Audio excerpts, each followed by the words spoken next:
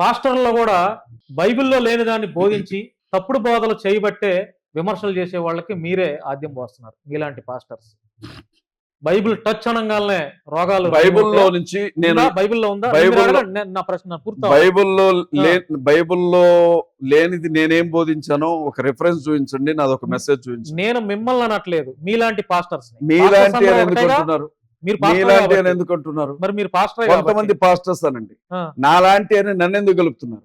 నాలాంటి అని నన్ను ఎందుకు కలుపుతున్నారు? నేను ఏ దుర్బోధ చేయగా మీరు చూశారు? నేను ఏ తప్పుడు బోధ చేయగా మీరు చూశారు? నేను ఎక్కడ టచ్ పేరుతో పడగొట్టడం మీరు చూశారు? నేనెక్కడ మోసాలు చేయగా మీరు చూశారు? చెప్పండి. ఇవన్నీ బైబిల్లో ఉన్నాయి అసలు? ఎవరు? ఇవన్నీ అద్భుతాలు. టచ్ ఇప్పుడు టచ్ అని పడగొడతాడు ఒకడు. మరి నేను ఒక మాట అడుగుతాను. ఫ్రూట్స్ ఇవ్వడం ద్వారా కూడా పిల్లలు పుడతారా?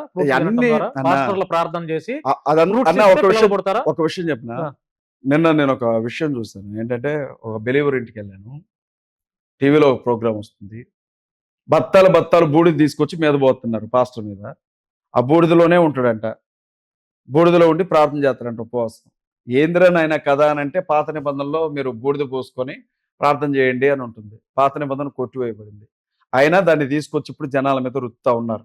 ఏది ఆ బూడిదని తీసుకొచ్చి పోసుకొని జనాలందరినీ రండి బూడిదలో కూర్చోండి పొరలండి అంటున్నాడు. టచ్ అని పడగొట్టడం. అయితే బైబిల్ గ్రంథంలో అపోస్తుడైన పౌలు ఉన్నాడు. ఆ పౌలు గారు ఒకరోజు రాత్రిపూట దేవుని వాక్యం మాట్లాడుతూ ఉంటారు. మేడగది మీద జరుగుతుంటుంది మీటింగ్.